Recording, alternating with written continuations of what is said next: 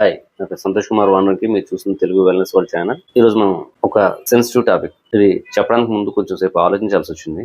అయ్యప్ప మాల చాలా వరకు చాలా మంది వేసుకుంటున్నారు, చాలా మంచి విషయం కూడా ఉంది. సో అయ్యప్ప మాల అనేది ఒక ఆరోగ్యపరమైన జీవన విధానం. నిజానికి హిందూయిజంలో ఉన్న గొప్పతనమే అది. ప్రతి పండక్కి, ప్రతి దీక్షకి అది ఖచ్చితంగా మనకి ఏదో విధంగా ఆరోగ్యపరంగా కానీ లేదు ప్రకృతి పరంగా కానీ చాలా వరకు ఉపయోగపడుతుంది. కానీ అయ్యప్ప మాల నేను కూడా వేసుకున్నాను. దాంట్లో ఒక మిస్టేక్ నేను గమనించాను.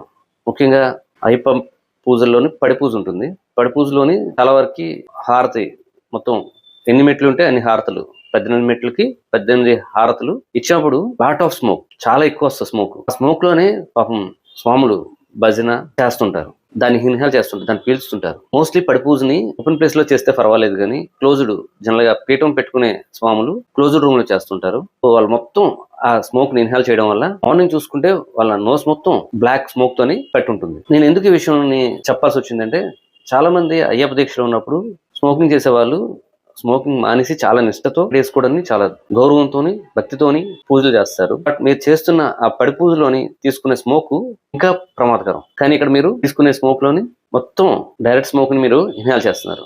ఆల్మోస్ట్ 3 days స్మోకింగ్ చేయకుండా మీరు ఉండి ఈ పడి పూజలోని తీసుకుంటున్న స్మోక్ వల్ల ఉపయోగం ఉంది. సో నేను మనోభావాలు పెంచపరచాలనే ఉద్దేశం కాదు నాది, హెల్త్ కాన్షియస్ లో చెప్తున్నాను.